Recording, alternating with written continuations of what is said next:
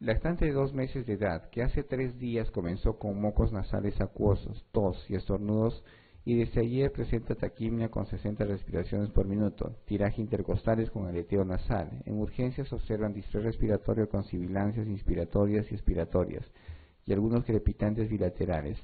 Una radiografía de tórax muestra hiperinsuflación bilateral con una telectasia laminar y corazón pequeño. En la gasometría presenta un pH 7.24, PCO2 de 58, bicarbonato de 21. ¿Cuál es el diagnóstico más probable? Bronconeumonía bilateral, crisis asmática de origen infeccioso, miocarditis con insuficiencia cardíaca congestiva y neumonitis intersticial o bronquiolitis. ¿Podrá ser una neumonía bilateral? ¿Una bronconeumonía? Bien, es un lactante de 2 meses de edad que desde hace 3 días comenzó con cuadro respiratorio alto, ¿no? Entonces, si hablamos de cuadro respiratorio alto, vamos a hablar, si es un lactante pequeño, de bronquiolitis, y es un lactante más grande, podría ser laringotraqueitis o cualquier otro proceso infeccioso con vías respiratorias bajas, pero que inician con manifestación alta. Entonces, hay mocos nasales, tos, estornudos. Desde ahí presenta respiración incrementada, 60 latidos por minuto. Para los 2 meses, 60 latidos estaría incrementado. Sí. Tiraje intercostal con aleteo nasal. En urgencias se observan distrés respiratorio con sibilancias inspiratorias. Entonces, si hay sibilancia, significa que hay un compromiso obstructivo. Hay broncoespasmo. Si hay sibilancia, se está cerrando. Va a haber broncoespasmo. Y expiratorias, y algunos crepitantes bilaterales. Si hay crepitantes, significa que hay presencia de moco. Entonces ustedes van a escuchar un ruido en tanto en la inspiración como en la expiración. Una radiografía de tórax muestra hiperinsuflación bilateral. Si hay hiperinsuflación, está haciendo un efecto de válvula. Ingresa aire pero no sale. Entonces, en el contexto de un niño de menos de 1 año, 2 meses, con un primer episodio de broncoespasmo, ¿será? Bronquiolitis. La gasometría de ese niño está con pH 7.24 y PCO2 de 58. ¿El PCO2 de 58 qué significa? ¿Qué está haciendo? Hipercapnia. Está haciendo retención de CO2 probablemente por ventilación. Y el bicarbonato no se ha modificado. Entonces, ¿puede interpretar y decirme o cómo le harían la gasometría? Es una acidosis respiratoria. Entonces, lo primero que deben hacer ustedes es mirar el pH cuando interpreten una gasometría y vean hacia dónde está dirigido el pH. El pH normal es de 7.35 más menos 5 o 7.4 más menos 5. Si está dirigido hacia abajo, va a ser acidosis. Si el pH se dirige hacia arriba, es alcalosis. Empiezan por ahí. Y otra cosa que deben ver ustedes es la presión parcial de CO2 y el bicarbonato. Si el bicarbonato se dirige hacia abajo, será el bicarbonato será hacia abajo, acidosis. Si se dirige hacia arriba, alcalosis. Si la presión parcial de CO2 se dirige hacia abajo, alcalosis. Si se dirige hacia arriba, acidosis. Entonces, una forma rápida de interpretar, mirar el pH y ver los componentes que determinan, ¿no?, que es el bicarbonato y la presión parcial de CO2. En este caso, una presión parcial de CO2 incrementada será una acidosis más, y presión de CO2 incrementada, respiratoria. Será una acidosis respiratoria, ¿no? Entonces, diagnóstico, neumonía. Perdón, bronquiolitis.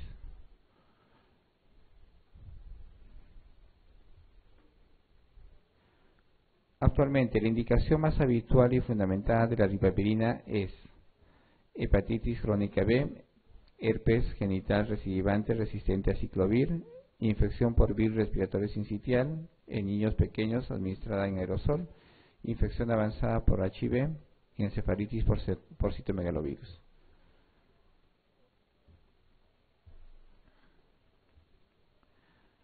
Entonces, las infecciones virales también las podemos manejar con tratamiento médico, ¿no? Entonces, las citomegalovirus o las encefalitis o una infección por citomegalovirus activa voy a manejar con ganciclovir, ¿ya? Entonces, el citomegalovirus es una enfermedad que es un germen que está en el ambiente y que produce cuadros infecciosos virales, ¿no? respiratorios y sistémicos. La manifestación respiratoria va a ser lo que hemos visto parecido a un cuadro de faringoamigdalitis con adenopatías cervicales, además de hepatoesplenomegalia, ¿no? Con compromiso hepático de transaminasas incrementadas. Pero no siempre vamos a iniciar tratamiento, generalmente se autolimitan. Puede haber fiebre de 1 o 2 semanas que van a autolimitarse, desaparecen a las 2 o 3 semanas la fiebre y también el cuadro infeccioso viral. Las adenopatías también revierten y no necesita tratamiento. Iniciamos tratamiento si la infección es activa, con compromiso sistémico. ¿Qué significa? Con deterioro hepático, deterioro hematológico, ¿no? Y deterioro sistémico. Entonces, si el paciente no va muy bien, empieza a deteriorarse, empieza a haber insuficiencia hepática, empieza a haber insuficiencia hematológica o compromiso hematológico, inician ustedes el tratamiento. Y deben buscar la actividad del germen. Entonces, ¿qué hacen? Serología. Y van a buscar el PP64, PP65 o inclusiones citomegálicas para citomegalovirus. ¿Ya? Entonces, si encuentran el PP65, significa que la enfermedad es activa. Y solo en ese caso ustedes utilizan ganciclovir. ¿Ya? Si no, esperan que se autolimite y desaparezca la infección. Infección avanzada por HIV, ustedes ya conocen, todos los antirretrovirales en las enfermedades por HIV. Infección por virus respiratorio sincitial, ¿qué le damos? ¿Habrá algún medicamento para el virus respiratorio sincitial? Entonces, es la ribavirina en aerosol. Entonces, la ribavirina es un medicamento muy caro que no lo podemos usar, no podemos darnos el lujo de utilizar en todos los pacientes que hacemos diagnóstico de bronquiolitis. Lo utilizamos en patologías específicas, en los niños que tienen factor de riesgo, niños que tienen antecedentes de prematuridad, cardiopatías congénitas severas que de alguna manera dificulte o exacerbe más el cuadro, o pacientes con problemas o respiratorios crónicos. Solo en ese caso podemos usar la ribavirina en aerosol. Entonces, el herpes genital recidivante, aciclovir, ¿no? Y la hepatitis A, que también podemos utilizar medicamentos.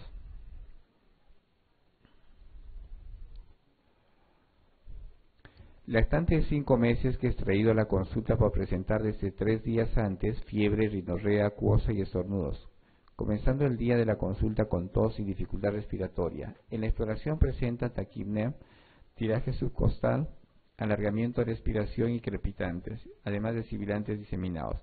¿Qué prueba de las siguientes hay que solicitar para determinar la etiología?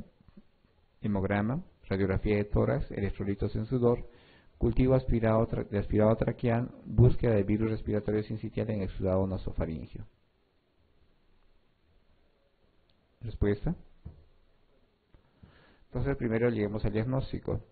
Es un lactante de 5 meses, ¿no? Que estudia la consulta por presentar desde hace 3 días un cuadro respiratorio alto. El cuadro respiratorio alto es fiebre, rinorrea, estornudos, ¿no? Y luego dificultad respiratoria. Entonces estamos frente a un niño que empieza con cuadro respiratorio alto y luego termina con broncoespasmo. Primer episodio de broncoespasmo será bronquiolitis. Entonces ustedes están frente a una bronquiolitis. ¿Cómo es el diagnóstico de bronquiolitis? Hemos mencionado, si tiene una infección viral, podemos hacer hisopados, ¿no? Hacemos hisopados y hacemos inmunofluorescencia, un IFI, buscamos, ¿no? Podemos hacer cultivos, también podemos hacer PCR, pero algo rápido y que es frecuente y que lo pueden utilizar ustedes en el servicio de urgencias es el IFI viral. ¿Ya? Entonces, ¿qué hacen ustedes? Hacen un hisopado nasofaringeo. ¿Ya? Haremos un hemograma. No siempre. Hemograma solo si sospechan en una infección bacteriana donde tengan que buscar desviación izquierda, ¿no? Con presencia de neutrofilia o presencia de bastonados. Radiografía de tórax. Para determinar la etiología, ¿sería importante la radiografía de tórax? No. No hay imágenes patognomónicas de infecciones respiratorias. De alguna manera nos pueden orientar el tipo de imagen para una infección específica, pero no es algo patognomónico. Y en la infección viral no van a encontrar una imagen patognomónica en la radiografía. Los electrolitos en sudor. ¿A quiénes pedimos electrolitos en sudor? A los pacientes con fibrosis quística, ¿no? Cultivo de aspirado traqueal. Si sospechamos en traqueitis, ¿no? La traqueitis, ¿por el qué germen? Niño que tiene antecedentes de CRUF o estridor laringio y que tiene fiebre es una traqueitis, no se olviden. ¿Ya? ¿Qué vamos a pensar? ¿En qué germen? estafilococo. No se olviden. También es pregunta de examen en algunos test. Entonces, ¿qué hacemos? Buscamos virus respiratorio sincitial en exudado nasofaringeo, un hisopado nasofaringeo. Entonces, otitis media es una complicación del cuadro respiratorio alto, ¿ya? Entonces, germen implicados, Streptococcus pneumoniae, Haemophilus influenzae y la Moraxella catarrhalis, con mayor frecuencia. Entonces, según la Academia Americana de Pediatría, inicio rápido, síntomas y signos de inflamación del oído medio, puede haber como manifestación típica la otalgia. Otalgia asociada a fiebre y que precede un cuadro respiratorio alto, ustedes sospechen otitis media, ¿no? A los 5 años, el 90% de los niños ha sufrido algún episodio de OMA y el 30% no más de un episodio. Entonces, siempre busquen o sospechen ustedes en una otitis media en paciente con cuadro respiratorio alto que venga con fiebre o que continúe con fiebre alta y otalgia. Ojo, los niños pequeños muchas veces no manifiestan otalgia. Los lactantes pequeños no van a hacer manifestación de otalgia. ¿Ya? Una forma de hacer diagnóstico es ustedes presionando el trago y si rápidamente el niño empieza con llanto, probablemente esté con una otitis media. Entonces, ¿qué hacen ustedes? Que esta es una imagen normal de la membrana timpánica, ¿no? Y lo que ustedes observan es unas zonas hiperémicas y unas zonas, aparte de ser hiperémicas, unas zonas abombadas. Entonces, el proceso inflamatorio en el oído medio produce abombamiento del oído medio con desplazamiento hacia la parte externa de la membrana timpánica y una zona eritematosa. Esa es una membrana timpánica normal. Algunas complicaciones, y la complicación más frecuente de la otitis media que hemos mencionado es la mastoiditis. No se olviden, la mastoiditis es la principal complicación de la otitis media. Puede haber parálisis facial, que lo hemos comentado anteriormente en la clase de neonatología. Hay compromiso con presión de la parálisis y le va a dar una parálisis facial. ¿Qué tipo? ¿Periférica o central? Periférica, ¿no? Puede haber laberintitis, puede haber también meningitis, abscesos cerebrales.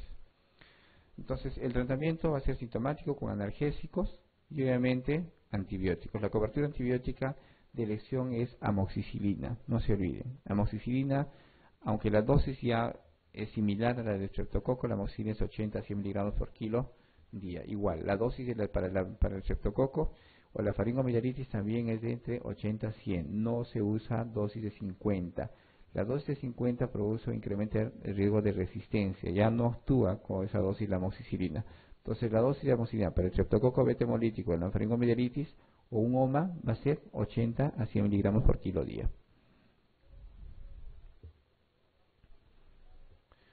Bien, lactante de 6 meses que consulta por presentar en el curso del cuadro catarral de vías altas, fiebre, irritabilidad y llanto, exploración física, temperatura rectal de 39, tímpano derecho hiperémico y abombado, faringe enrojecida con exudado amarillento, secreción nasal abundante, resto de la exploración compatible con normalidad, indicar el tratamiento más adecuado a seguir. Entonces, frente a qué estamos, niño de 6 meses que presenta un cuadro respiratorio alto y además tiene fiebre y asociado a un movimiento de la membrana timpánica. ¿Será? Otitis media. El tratamiento de elección, amoxicilina 80 a 90 miligramos por kilo día. Entonces, la alternativa puede ser también macrólidos, pero de elección es amoxicilina. Pueden asociar amoxicilina también ácido clavulánico, si no hay respuesta, o cefalosporina de segunda generación. Lactante de 2 meses presenta desde hace una semana vómitos mucosos y crisis de tos con cianosis facial 5 a 6 veces al día.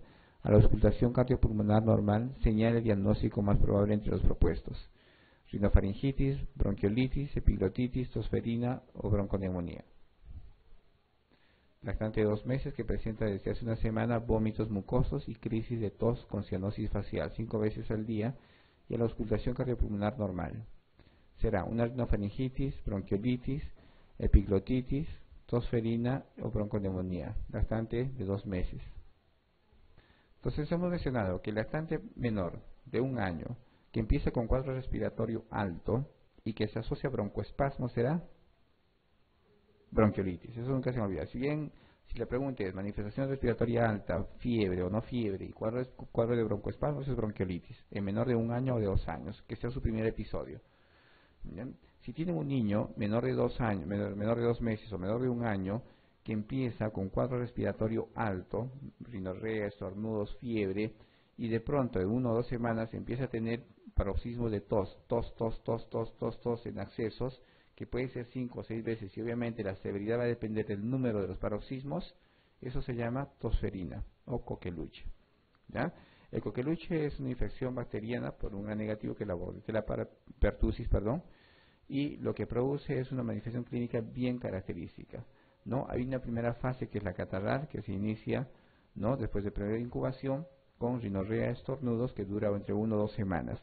Luego de la fase catarral viene la fase paroxística, que es los accesos de tos, ¿no?, que va a depender, como le decía, la severidad del número de tos. Cuanto más accesos de tos, mayor se verá en la manifestación, ¿no? Y esos niños tienen poca o escasa manifestación en las vías respiratorias bajas, ¿no? Son niños que tienen acceso de tos, se ponen cianóticos, se ponen rubicundos, pero ustedes al auscultar o entre las crisis es un niño que está tranquilo. La alimentación entre las crisis es normal, el problema es durante las crisis. Entonces, y tiene una tercera fase, que es la fase de convalecencia, que puede durar 2 o 3 semanas. La fase paroxística es la más larga, puede durar desde 1 mes hasta 2 meses, incluso un poco más, ¿ya? Y la fase de convalecencia, de la misma forma, que debe durar 1 o 2 semanas. Entonces, ¿qué es lo que vamos a buscar? La Bordetella pertussis. Entonces, la Bordetella pertussis es una bacteria que pueden ustedes aislar, ¿no?, igual con un hisopado, con un hisopo de dragón. Entonces, y pueden hacer un PCR para hacer diagnóstico específico de la Bordetella. Entonces, el diagnóstico lo hacen por clínica, no hay otra forma de diagnóstico. Pueden solicitar un hemograma. Lo que caracteriza en el hemograma del paciente con tosferina es una leucocitosis más linfocitosis, ¿no? Leucocitosis más linfocitosis es algo característico del paciente con tosferina. Leucocitos de 20.000, 30.000 con linfocitosis, ¿no? Entonces, el tratamiento en paciente es macrólidos. De preferencia eritromicina, pueden ustedes asociar a acitromicina o claritromicina. De preferencia usen eritromicina. El tratamiento se hace generalmente en los primeros días de haber iniciado la fase catarral, ¿no?, o en los primeros días de la fase paroxística. Tiene poca respuesta cuando se inicia ya en la fase paroxística o al final de la fase paroxística. Entonces, el tiempo de duración es bastante largo, como hemos mencionado, y tiene poca o escasa manifestación en las vías respiratorias bajas. No hay inmunidad pasiva de mamá hacia el bebé, ¿ya? Entonces, ¿qué significa? Que la mamá no le transmite la inmunidad. A medida que va pasando el tiempo, la inmunidad se va perdiendo. La vacunación se da en el 2.º mes, en el 4.º mes, en el 6.º mes, coloca un refuerzo al año y 6 meses, que son los 18 meses, y a los 4 años. Pero a medida que va pasando el tiempo, la inmunidad va desapareciendo. Es por eso que las mamás, ¿no?, tienen o tienen escasa inmunidad, y la inmunidad no pasa hacia el bebé. Por eso rápidamente un niño de 2 meses o 3 meses que no tiene vacuna puede adquirir la enfermedad, ¿ya? Entonces, ¿quiénes son portadores? Los adultos. Los adolescentes y adultos son portadores del germen, de la Bordetella pertussis. Paciente con coqueluche. El hemograma característico presenta leucocitosis con linfocitosis, leucocitosis con linfopenia, leucopenia con desviación izquierda, leucopenia con linfocitosis o linfocitosis con eosinofilia. Entonces, el paciente con coqueluche tiene leucocitosis más linfocitosis. Los leucocitos se incrementan hasta 20, 30.000, 40.000, a 50.000. Y más con linfocitosis. Los linfocitos se incrementan. Leucocitos más linfocitos. Niño con aspiración de cuerpo extraño. ¿Cuál de las siguientes afirmaciones es incorrecta respecto a los hallazgos en una radiografía de tórax? Puede apreciarse una consolidación pulmonar. Puede observarse hiperinsuflación pulmonar en el lado afectado. La radiografía de tórax en inspiración puede ser normal. El diagnóstico se facilita porque 60-70% de los cuerpos extraños son radiopacos. En niños menores de 3 años con neumonía hay que considerar un posible cuerpo extraño en el árbol bronquial. Hemos mencionado que el cuerpo extraño es una patología aguda propia del menor de 5 años, ¿no? El cuerpo extraño que con más frecuencia ingresa a la vía respiratoria es el plástico, ¿no? Son los juguetes en los niños menores de 5 años. Por lo tanto, el plástico no es un objeto que ustedes van a visualizar o no tiene una imagen radiopaca en la radiografía de tórax. No visualizan. ¿Ya? Es difícil de visualizar el plástico en una radiografía de tórax. ¿Ya? Con todo eso, ¿puede apreciarse una consolidación pulmonar? Consolidación significa que va a haber una imagen blanca en la radiografía, en un cuerpo extraño. Entonces, cuando el cuerpo extraño ingresa a la vía respiratoria, puede producir dos cosas: una obstrucción total o una obstrucción parcial. Si la obstrucción es total, rápidamente el niño ingresa al distrés respiratorio, con dificultad respiratoria, y la medida debe ser rápida, ¿no? Intubar al paciente. Lo que hacen, si la obstrucción es muy severa y está obstruyendo, lo que hacen ustedes es intubar al paciente y empujar el cuerpo extraño hacia un bronquio, ¿ya? Al bronquio que va a ingresar va a ser al derecho. Entonces, ¿cuál es la finalidad? Es de que si está obstruyendo la vía aérea por encima de la carina, el paciente entra en insuficiencia respiratoria súbita. Entonces, rápidamente puede fallecer. Ustedes agarran, intuban al paciente y empujan el cuerpo extraño hacia el pulmón derecho. Y tienen el pulmón izquierdo para ventilar. Entonces, el paciente empieza a ventilar con el pulmón izquierdo y salvando la vida del paciente. Llegan a sala de operaciones y bajo broncofiloscopía retiran el cuerpo extraño, ¿ya? Si el paciente tiene un cuerpo extraño en la vía aérea que no obstruye en su totalidad, va a ser lo mismo que hace cualquier proceso obstructivo bronquial. ¿Qué hace? Un efecto de válvula. Ingresa aire, pero no sale, ¿sí? Entonces, cuando se obstruye todo el bronquio, van a producir una imagen blanca, como una telectasia. Entonces, la telectasia es porque se tapó por moco la luz bronquial y van a tener una imagen blanca, una radiopacidad, ¿sí? Cuando se topa un segmento, van a tener una imagen en cuña del segmento, o una imagen lobar de todo el lóbulo. Pero cuando se cubre toda la luz, van a tener una imagen blanca de todo el pulmón. Entonces, si el efecto es valvular, si el efecto es una obstrucción parcial, hace lo que hace en todo proceso de obstrucción. Ingresa aire, pero no sale. Entonces van a tener una imagen radiolúcida de hiperinsuflación. Entra aire, pero no sale. Entonces se va incrementando el tórax. Entonces, cuanto más aire, van a tener una imagen más negra. ¿Sí? Bien. Entonces, ¿puede apreciarse una imagen de consolidación pulmonar? Sí. Entonces, si forma o si se comporta como una telectasia, se pone blanco todo. ¿Puede observarse como una hiperinsuflación pulmonar en el lado afectado? Sí, pues el efecto de válvula retiene aire y van a ver una hiperinsuflación. ¿La radiografía de tórax en inspiración puede ser normal? Entonces, inspiran, va a haber atrapamiento de aire y puede ser normal. Los niños, el diagnóstico se facilita porque 60-70% de los cuerpos extraños son radiopacos. No, hemos dicho que la mayoría de las veces es plástico y el plástico no se ve en la radiografía. No van ustedes a identificar el cuerpo extraño. Entonces, los niños menores de 3 años con neumonía, ¿hay que considerar posible cuerpo extraño en el labio bronquial? Sí. Y eso lo hemos repetido, ¿no?, durante esas 2 horas, un poco más, que todo proceso obstructivo bronquial, como diagnóstico diferencial, cuerpo extraño. Entonces, todo niño que es menor de 5 años, que tiene dificultad respiratoria súbita, con broncoespasmo, con sibilantes, ustedes sospechen en broncoespasmo. ¿Sí? Perdón, en cuerpo extraño. Respuesta: la D. La mayoría de los casos pediátricos de epiglotitis están producidas por... Entonces, la epiglotitis es la inflamación, ¿no?, con manifestación clínica súbita por inflamación de la epiglotis. La epiglotis lo que hace es inflamarse, hematizarse y cierra bruscamente la vía aérea. Cierra bruscamente la vía aérea y la manifestación va a ser distrés súbito. El niño podría estar tranquilo, podría tener una manifestación o no tener manifestación clínica, o tener un cuadro respiratorio alto inicial, ¿ya? Pero si el niño rápidamente presenta dificultad respiratoria y por la falta del pasaje de saliva por epiglotitis, incrementa salivar bastante, o la salivación es incrementada y la necesidad de oxígeno se incrementa más, entonces ustedes tienen que sospechar en epiglotitis. La epiglotitis es una emergencia, ustedes deben actuar rápidamente. Si no actúan rápidamente, probablemente el paciente fallece. Entonces, la causa de la epiglotitis antes de la vacunación era a Haemophilus influenza. Haemophilus influenza es un germen que producía rápidamente epiglottitis en el menor de 5 años. ¿Ya?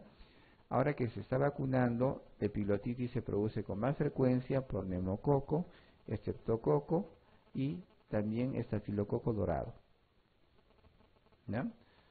Bien. La respuesta será, pensando, ojo, si hablamos antes de la campaña de vacunación, lo que era más frecuente, hemófilos.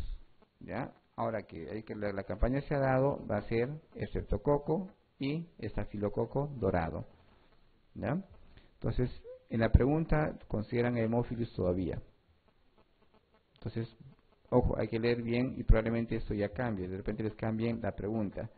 Si es en este momento, después de la campaña de vacunación, disminuyendo la cobertura o disminuyendo las infecciones por Haemophilus influenza, actualmente la causa de epiglottitis será los 3 gérmenes que hemos mencionado, ¿ya? Pero con mayor frecuencia era Haemophilus.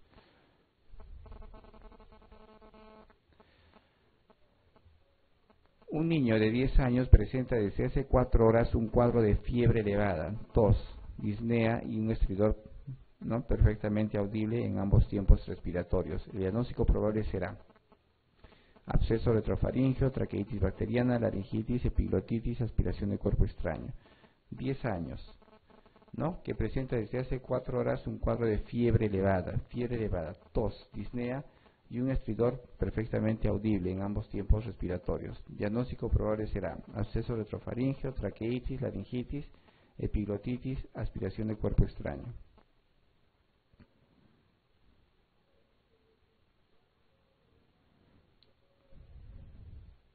Hemos mencionado fiebre alta, después de un cuadro de estridor. ¿Qué será? Traqueitis bacteriana. ¿Por qué germen? Estafilococo.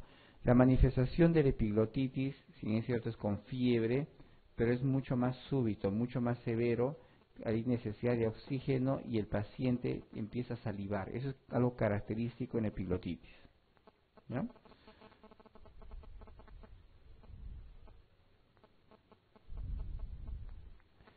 Varón de 3 años de edad, que encontrándose previamente bien, comienza de forma brusca con fiebre, dolor de garganta, estridor, disnea, acúmulo de secreciones orales y emisión de saliva por la boca. Un hermano de 2 años lleva 72 horas ingresado por una meningitis bacteriana. El agente etiológico de ambos cuadros clínicos será, con mayor probabilidad, ¿cuál es la patología que tiene el niño? Epiglottitis. ¿Ya? ¿Qué germen produce en menores de 5 años neumonía? Haemophilus influenza. Perdón, meningitis y neumonía. Estreptococo. ¿Ya? ¿Qué más?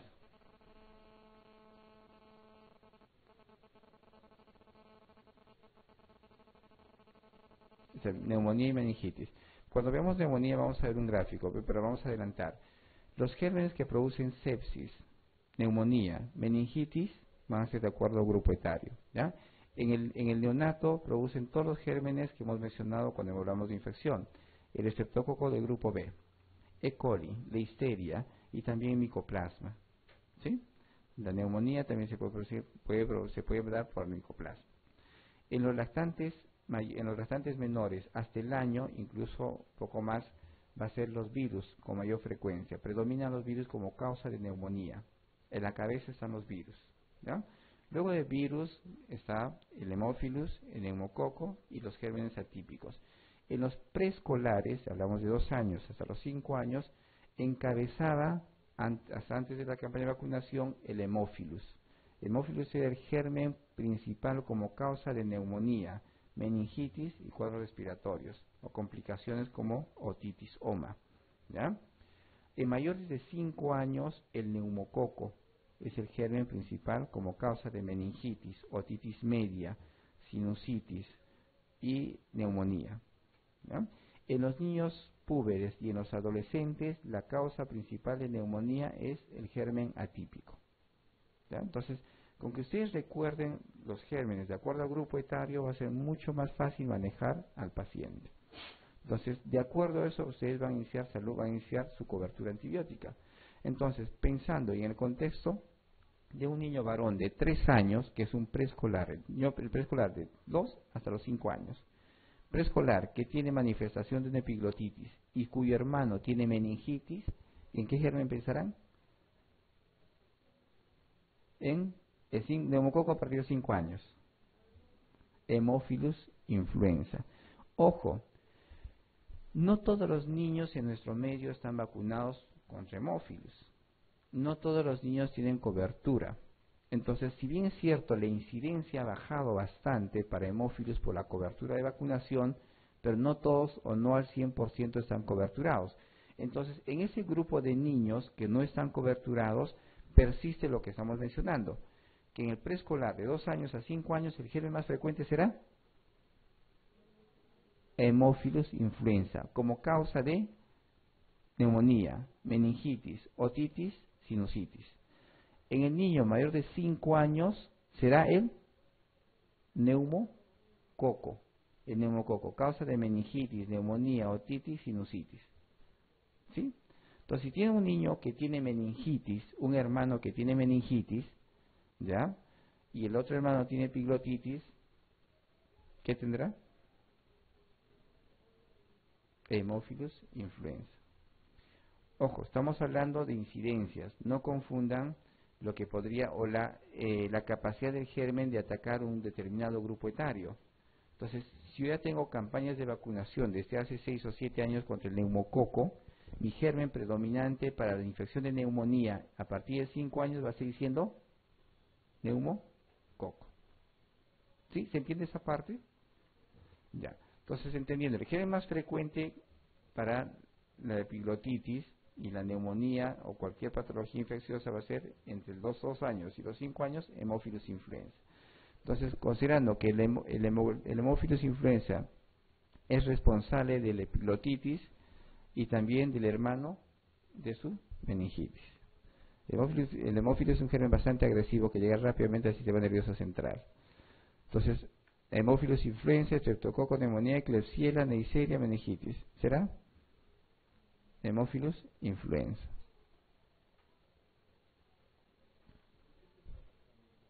¿Ah? De eso se trata, de que ustedes identifiquen los gérmenes de acuerdo al grupo etario. Entonces tienen que identificar, en la etapa neonatal, el E. coli es gran positivo o gran negativo. Gran negativo. El estreptococo, la clamidia, es un germen atípico, no es ni uno ni lo otro. ¿Sí? Listeria es un gran positivo. Entonces el otro grupo es virus. Llegan al preescolar, Haemophilus, ¿será gran positivo o gran negativo?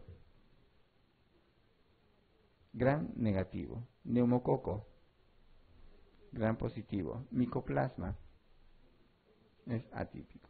Entonces su cobertura en los neonatos serán para cubrir gran positivos y gran negativos. Le darán ampicilina o penicilina más aminoglucósido, ¿no? O ampicilina o penicilina más noceforosfurina de tercera generación, para cubrir con penicilina los gran positivos y el aminoglucósido para cubrir los gran negativos. ¿Sí? Entonces los virus no pasa nada. En los preescolares, Haemophilus, tengo que darle un medicamento que le pegue el Haemophilus, que es un gran negativo. Entonces, ¿qué germen voy a utilizar para el Haemophilus, para un gran negativo?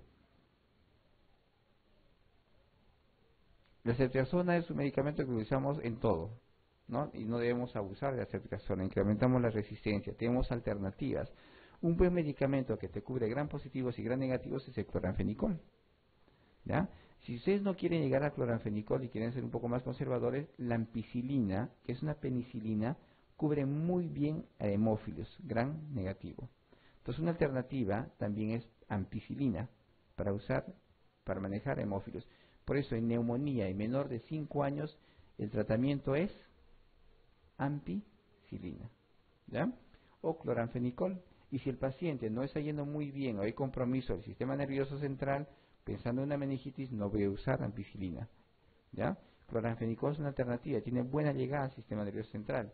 Pero otra alternativa sí es usar ya una cefalosporina de tercera generación como ceftriaxona, que tiene mejor llegada al sistema nervioso central, ¿no? En el niño de 5 años que tiene neumonía, ¿qué voy a usar? Si es el neumococo y es un gran positivo, ¿qué voy a usar? Penicilina. Penicilina para el gran positivo, penicilina. Entonces ustedes le pueden poner en hospitalización, le pueden poner sin ningún problema penicilina G sódica por varios días, o si en forma ambulatoria le pueden dar amoxicilina o le pueden dar penicilina benzatínica que tiene un efecto más prolongado, o pueden utilizar incluso hasta ampicilina, ¿ya? Pueden utilizar, si el paciente no está yendo muy bien, una cefalopenia de tercera generación como la ceftriaxona.